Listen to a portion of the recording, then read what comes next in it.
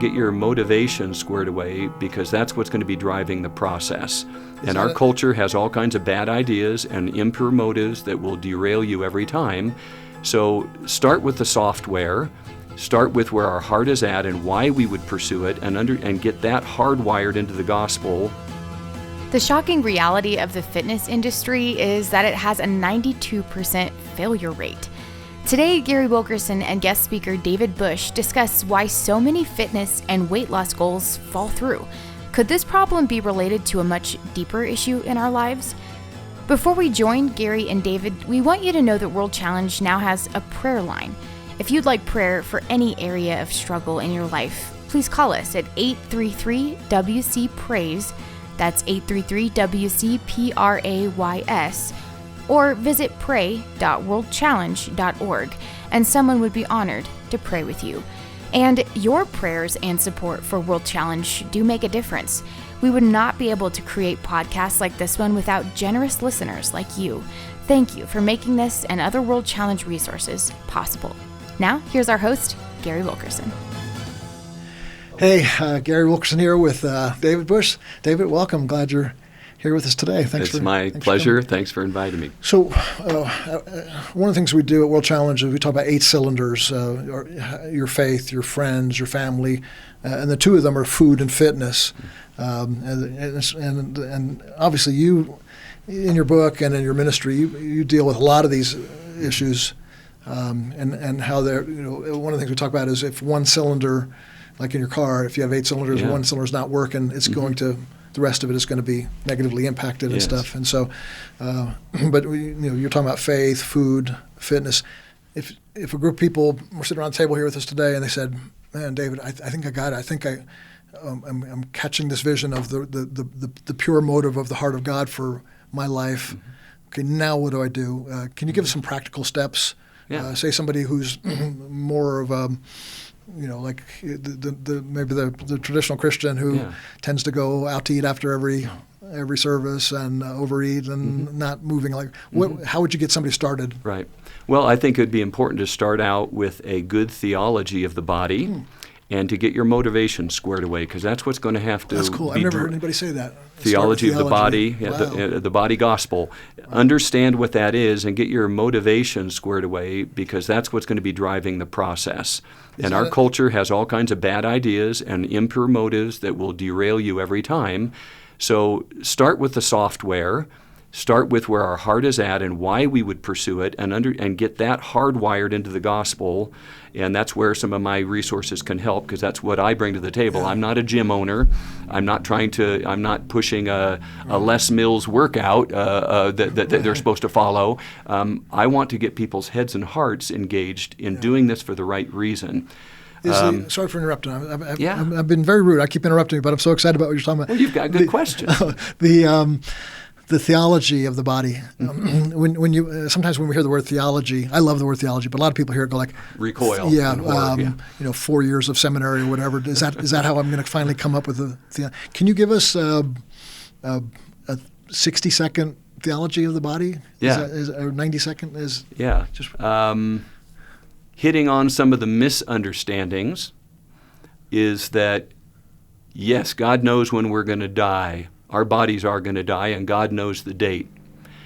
That doesn't mean we become fatalistic and say, since God knows when I'm going to die, I will treat my body like a rental and just go with the culture. In fact, because heaven is God's goal for me, at least that's what I was told when I prayed this prayer, if I die early, then all the better. No, that's not right. Transformation to the likeness of Christ is God's goal for me. Amen. So a theology, the Bible says, of our bodies says, yes, God knows when it is we're going to die. We don't know. The Bible commends us to steward our bodies, the greatest trust He will give to us, that we're ambassadors of His, and that we represent Him to a lost world looking for answers, and is going to unfairly at times judge what they see from us as to whether our life is under control or whether there are other things driving our life other than Jesus. And that the gospel of redemption, applies to our body. That God is not just redeeming our spirits, redeeming our finances, redeeming our relationships, redeeming our thought life. Yeah, he's doing all of that, but he's also redeeming our bodies. And the fact that we're getting a new body should not mean that we junk this one and trash this one. The fact that we're getting a new body should give us every reason to say, someday I get a new body. What can I do now to align that reality with the present and make the most of what God's given me and the capacity he's given me physiologically to show forth the redemptive power of the gospel? Nobody would say, in heaven, we're not going to be cussing and my speech will be perfect. So while I got a chance now, I'm going to be as profane as can all get out. Right. Because someday it's going to get, all sanctified. Right. Or someday my relationships in heaven will be perfect because Jesus will be there. So now I'm going to trash my relationships because I got an opportunity to do that. Someday we're going to get a new body. Why would I treat this one like a rental because of that reality? No, I'm going to align myself, acknowledging I'm going to die, acknowledging that God knows I'm going to die, acknowledging that sin happens and it infects my body and I will degrade and become less functional over time. I'm going to fight against that because death was Satan's idea. Yes. Death wasn't God's idea, and I'm going to fight against that and show forth the reality of the gospel of redemption in my physical body to say, hey, you know what? Christians get new bodies and they're perfect and they don't have cancer and they don't have chronic disease and they don't have this stuff.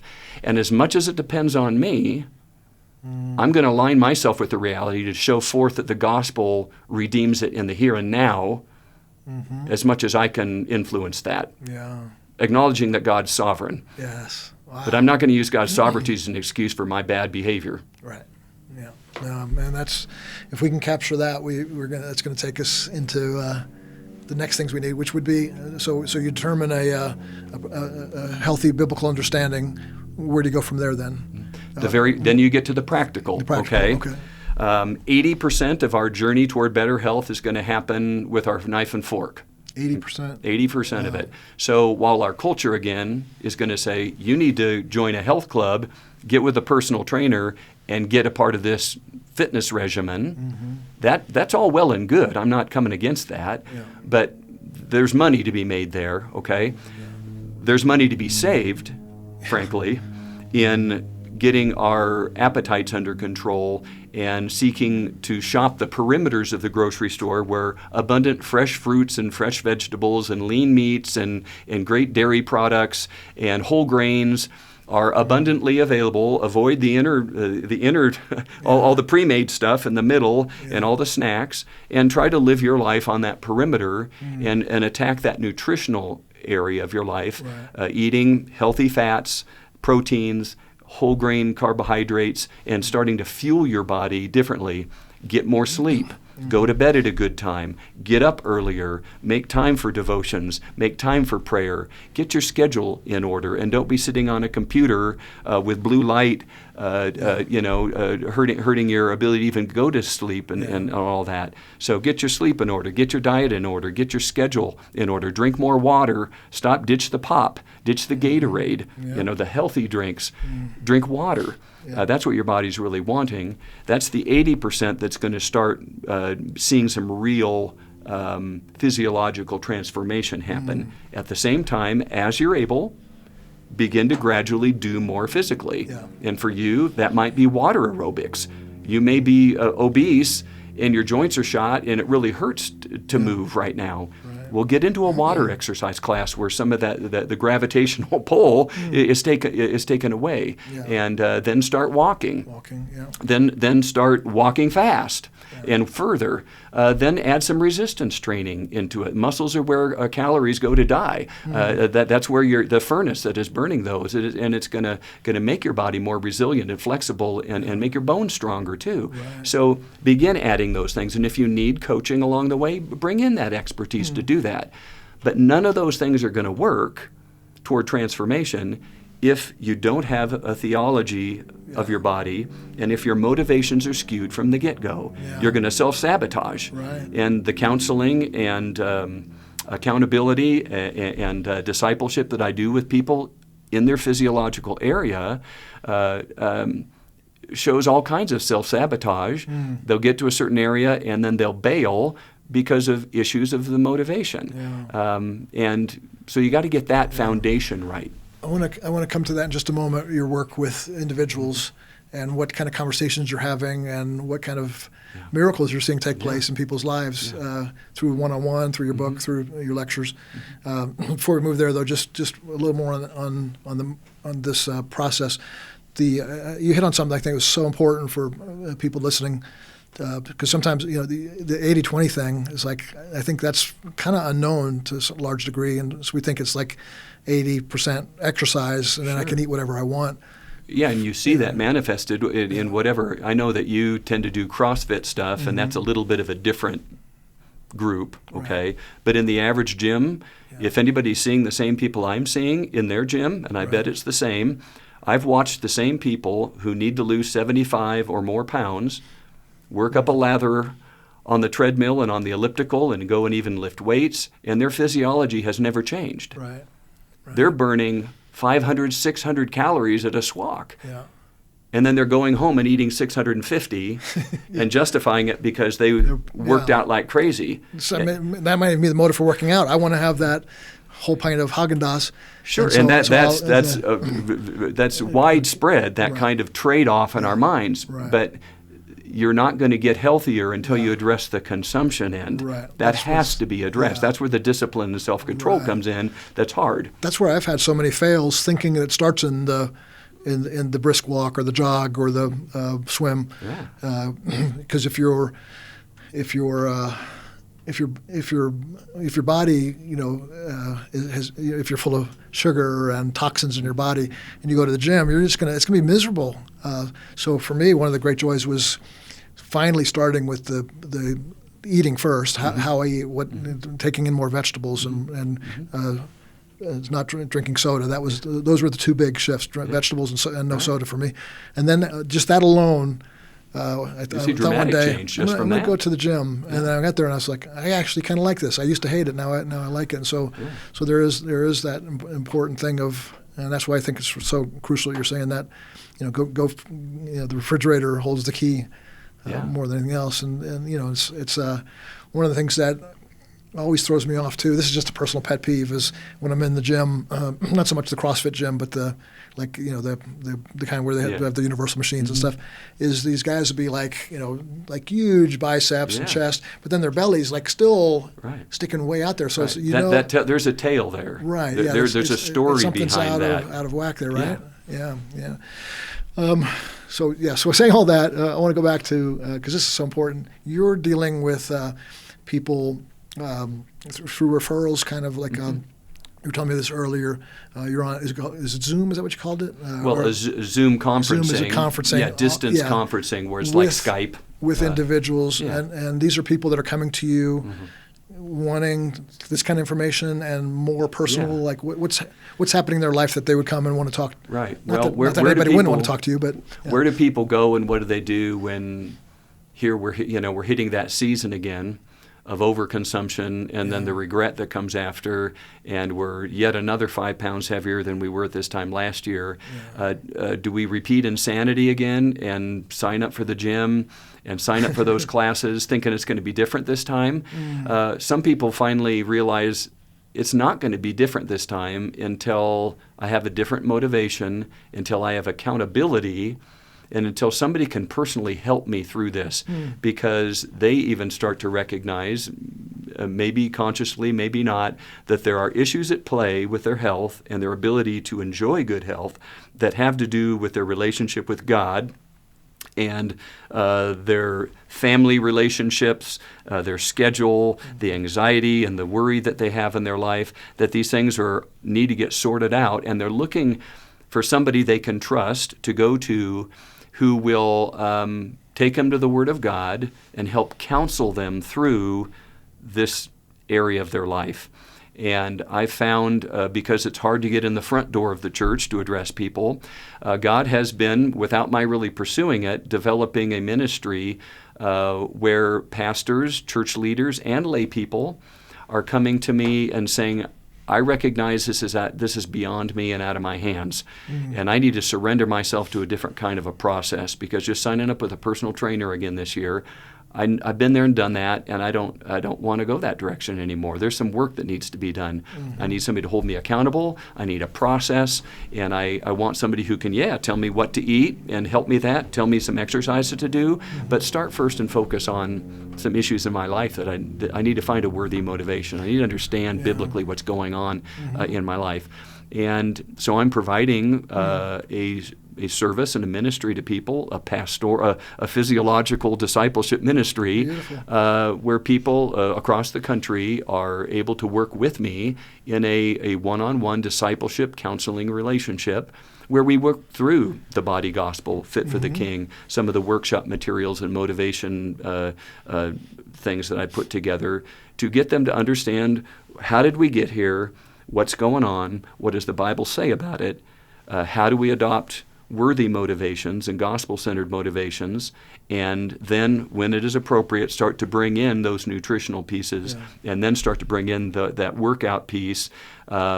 But our world will flip that completely on its head and say, not only do you maybe not need accountability because you're a free spirit, but all you need to do is get a health club membership, and that in and of itself will probably take care of the problem. That's why we have $9.95 health club memberships, a cynical view that says we'll get a lot of people to sign up because there's nothing vested in it. They'll let us keep charging them $10 a month, and they'll never come, and we can have 7,000 members for this club that would never fit in here if they all came, but they'll never use it, and they'll pat themselves on the back that they're pursuing better health because they're paying $10 a month to do nothing. They belong to a gym. Wow, that's not working. Right. So when these people, your new friends that you're ministering to through this discipleship process, when they start hearing your heart and hearing your vision, they're kind of coming like that 80-20. 80% of my problem is food, 20% is lack of exercise. But you're finding that there's something else going on. It's not just the 80-20. And that is why the accountability, discipleship, counseling aspect is so critical. We were created as holistic beings, and we can't just treat ourselves as a piece of meat that's going to go and get in condition, divorcing it from all the issues in our life. And here's a couple of examples from counseling. What if you're a woman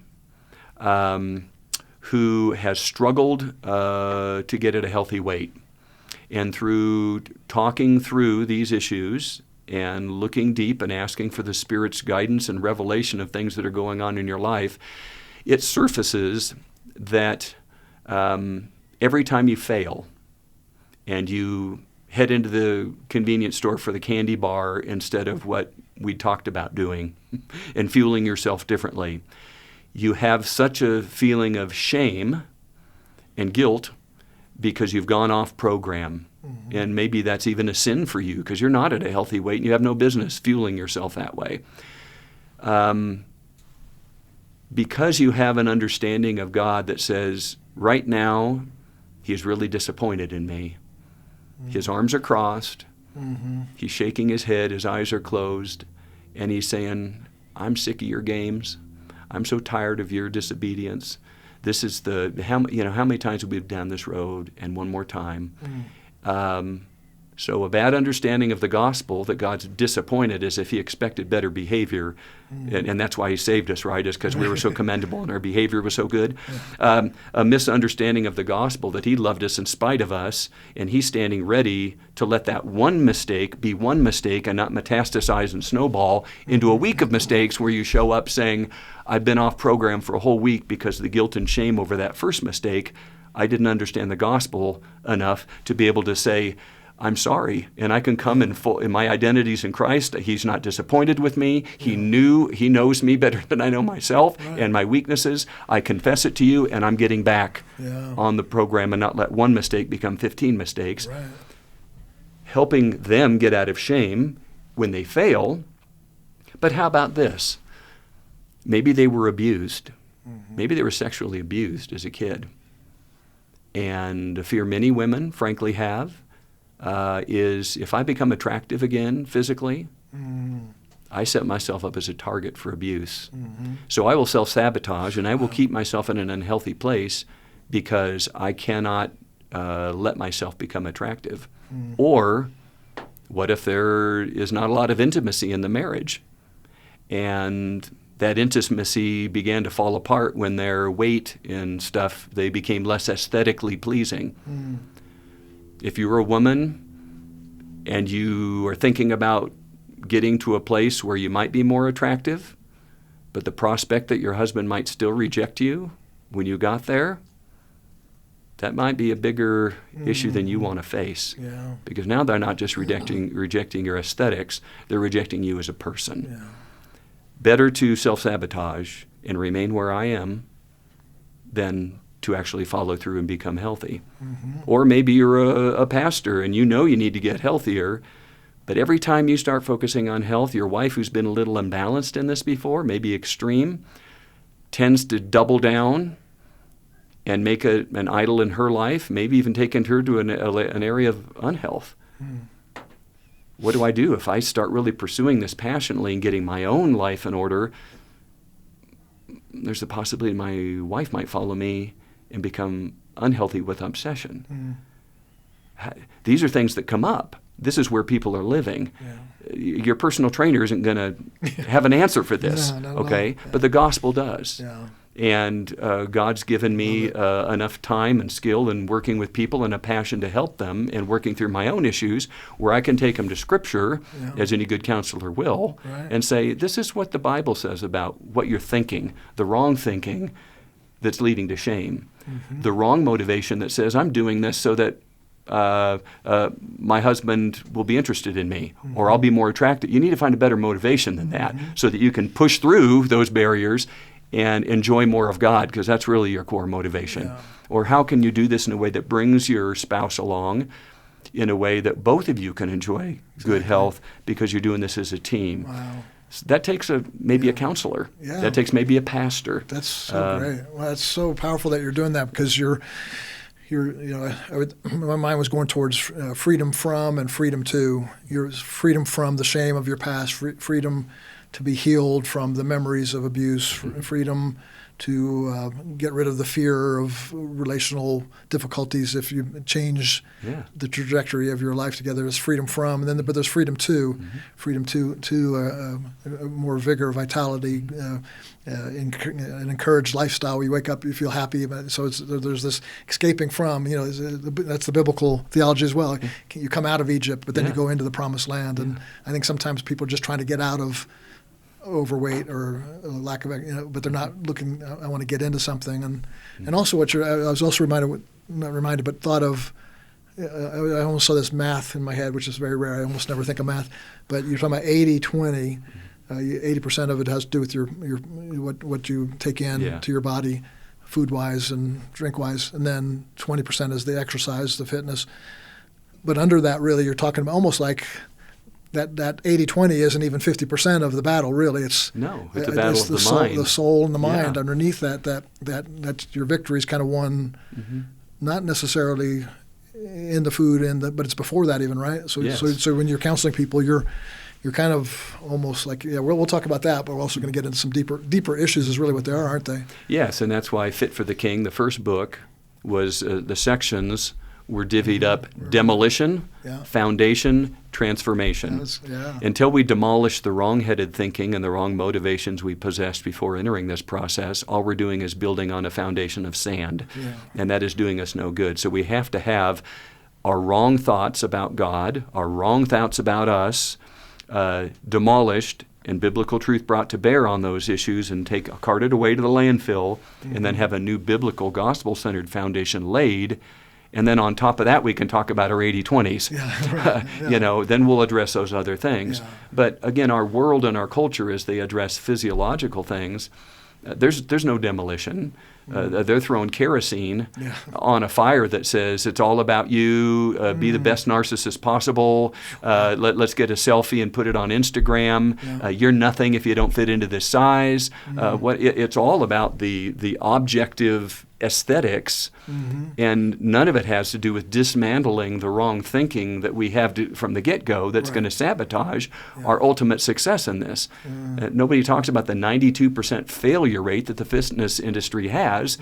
People who go in thinking they're going to reach a goal, 92% fail. You know, would World Challenge be in existence if 2% of your goals failed? Would Apple be in business? Would anybody be in business at a 92% failure rate? And yet this perpetuates because it's such a strongly held delusion. And frankly, the church has never spoken about it.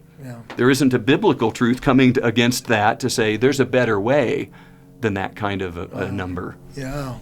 You're very unique, being able to encapsulate all of that theology, philosophy, soul care, pastoral ministry, and then actually be able to talk to people about fitness and health. That's a rare that combination is very rarely seen, and only a certain number of people can come get your phone number and become a client, or whatever you might want to call it, somebody that you're counseling and ministering to. Do you still kind of a little offshoot question? Do you still have room for other people? If somebody's listening, they want to. Yeah. Okay. So this is a new burgeoning area that, as I have grown weary of trying to get in the front door, and I've spent years trying to do it, I finally kind of bailed on that. And without my even trying, God has said, I've got something different and new for you. What I'm going to do is I'm going to take your pastoral and biblical counseling experience and training and your passion for these things and your conversations and experiences with people in this area, and I'm going to bring people to you who you can help one-on-one in this area. So people that go to fit4theking.net website, they will see a way to contact me, and we can talk about what that means. But that's an area of growth for me now. Good. Well, I would encourage people to do that. And I would encourage you. I've never done this on our podcast before. I've never actually challenged somebody to do something. But I want to challenge you to not only do this yourself. I would love for you to train other people to do this, because there's so few people doing it, and you're kind of a one-stop shop for holistic health of some, and including the spirit faith element. Maybe that's not, that's a capacity issue and a time issue. While that is transpiring, would you say that somebody could deal with all that you're talking about with maybe 2 or 3 different people, like have somebody that can help you with the food and fitness, but then have a counselor as well?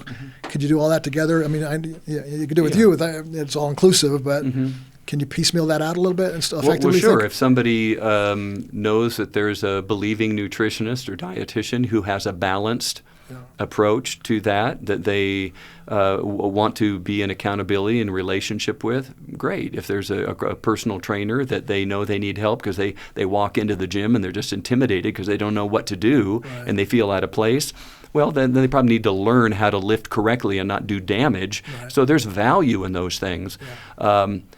What I'm saying is that to do those things first as the first primary triage point of people's lives, and not to address the other, is perpetuating something that has been shown statistically doesn't work.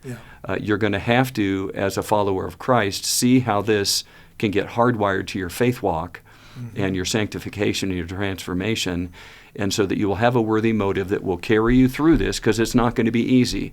This will be hard. Changing your diet and saying no to what the world offers is going to come at a cost. Putting yourself through painful things in working out that won't be comfortable. You'll be out of breath. Your muscles might hurt. Whatever. It's good hurt. But that will be painful. You're going to have a why that's big enough to carry you through all those reasons to quit and see it through to its end. But it's not rocket science. Most people know what healthy food and unhealthy food is. If I told you, Gary, is going to the donut shop for breakfast a better option, or it'd be better to have some avocado, spinach, and scrambled eggs, which is the better choice? Well, I know you can answer that. Would it be better to move more today and take the stairs and park further from your office and walk in, or would it be better to take the escalator and sit all day? You know the answer to that. I don't need a personal trainer or a dietitian to tell me that.